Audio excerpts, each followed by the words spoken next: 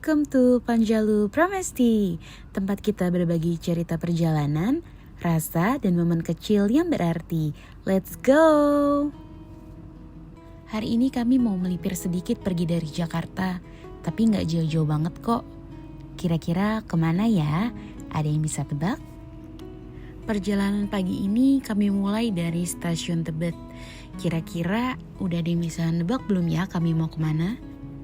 Yap, kami mau ke Kebun Raya Bogor.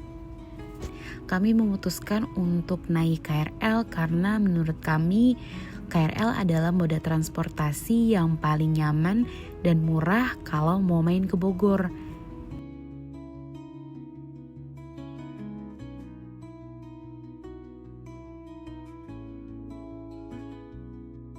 Cuaca yang hangat diiringi langkah oleh teman-teman pekerja ibu kota yang mulai memenuhi stasiun Tebet, menambah hiruk pikuk suasana stasiun pagi ini.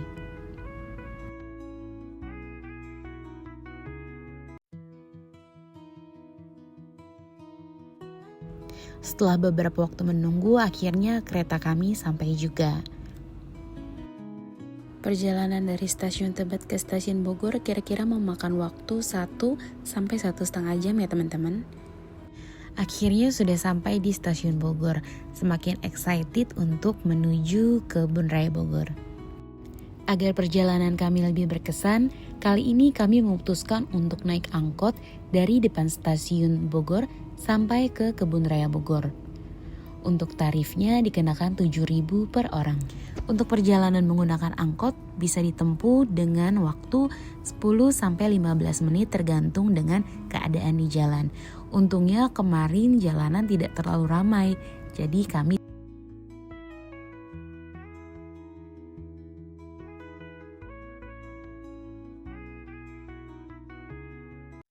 bisa dengan cepat sampai ke Kebun Raya Bogor.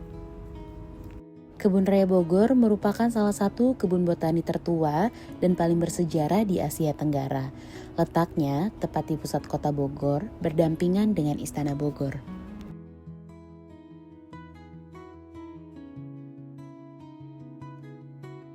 Sebelum masuk kita harus beli tiket dulu. Untuk loket tiketnya ada di sebelah pintu masuk.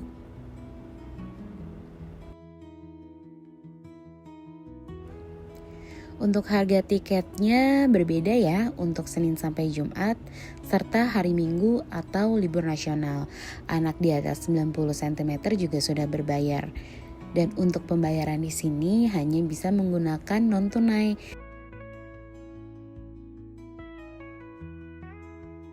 Untuk parkir motor lokasinya ada di dalam, jadi teman-teman gak perlu bingung cari parkir motor kalau kesini bawa motor. Lucu deh ketika kalian masuk, kalian akan langsung bertemu dengan Mbok Jamu.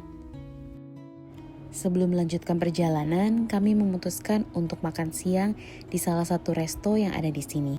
Untuk restonya sendiri ini tempatnya luas, bersih dan juga dingin.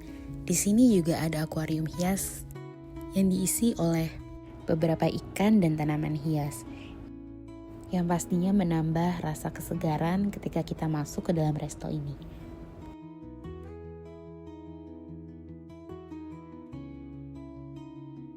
Menu makanan di sini cukup beragam ya, mulai dari soto, nasi, ikan, dan juga camilan.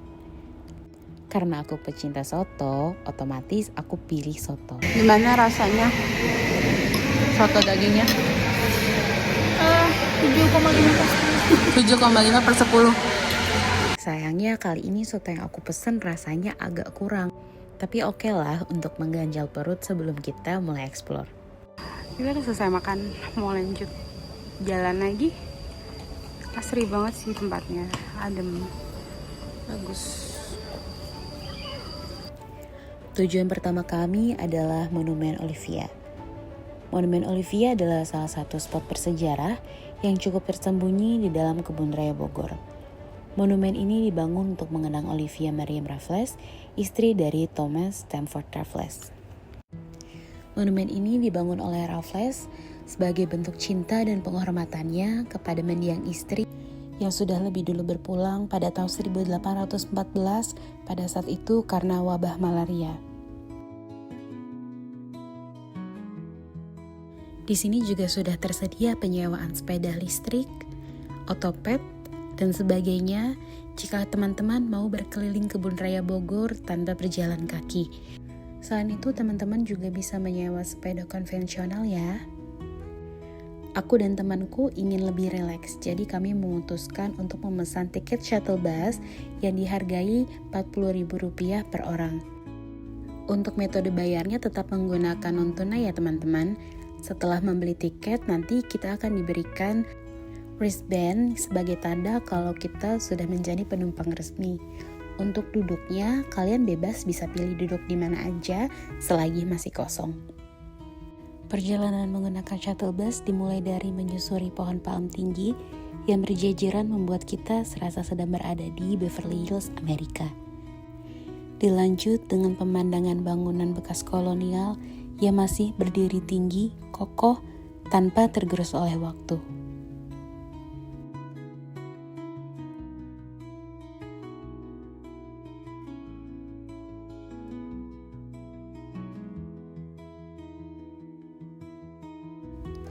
Di tengah megahnya bangunan era kolonial, terdapat salah satu taman yang terasa berbeda. Taman Astrid merupakan taman bergaya Eropa klasik yang tertata rapi, simetris, dan penuh warna. Diresmikan untuk menghormati kunjungan Putri Astrid dari Belgia. Taman ini jadi simbol keindahan dan ketenangan. Bunga-bunga yang bermekaran, jalan setapak yang tertata, dan suasana yang begitu damai membuat siapa saja yang betah berlama-lama di sini. Terlena dengan keindahan Taman Astrid, kami memutuskan rehat sejenak sambil menikmati pemandangan di sekitar. Di balik rindangnya Kebun Raya Bogor, ada satu tempat yang menyimpan cerita tentang cinta. Dikenal sebagai pohon jodoh, dua batang pohon ini tumbuh saling melilit, seolah tak bisa dipisahkan. Jika berbicara tentang cinta, kehidupan, dan keindahan, selanjutnya kita akan mengunjungi salah satu tempat yang membuat kita sadar akan apa artinya sejarah sebenarnya.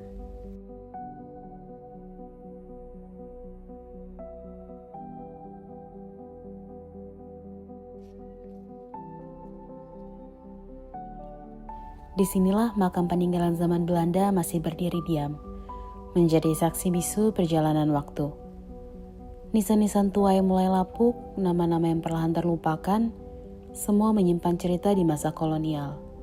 Tentang kehidupan, kehilangan, dan jejak manusia yang pernah ada di sini.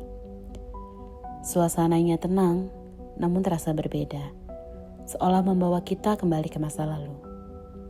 Tempat ini mengingatkan kita bahwa sejarah tak pernah benar-benar hilang. Ia hanya diam, menunggu untuk dikenang.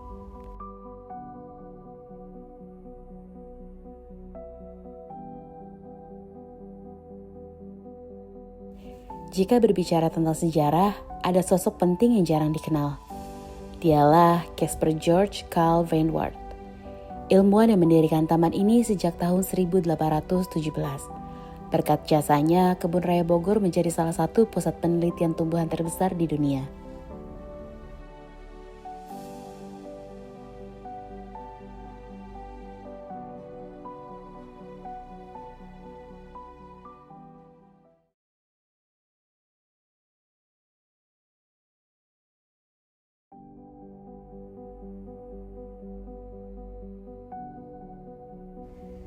Dari setiap sudut Kebun Raya Bogor, kita belajar bahwa keindahan tak selalu harus jauh. Kadang cukup berhenti sejenak, menikmati alam dan mengingat kembali arti sederhana dari perjalanan. Kebun Raya Bogor bukan tentang taman, tapi tentang cerita, sejarah, dan perjalanan waktu. Dari pohon-pohon tua, bangunan bersejarah, hingga sudut-sudut yang menyimpan makna. Semua menjadi bagian dari kisah yang tak pernah selesai. Kebun Raya Bogor selalu punya cerita. Terima kasih sudah ikuti kami berjalan-jalan hari ini. Jangan lupa like, comment, dan subscribe ya. Sampai ketemu di video selanjutnya. Bye-bye.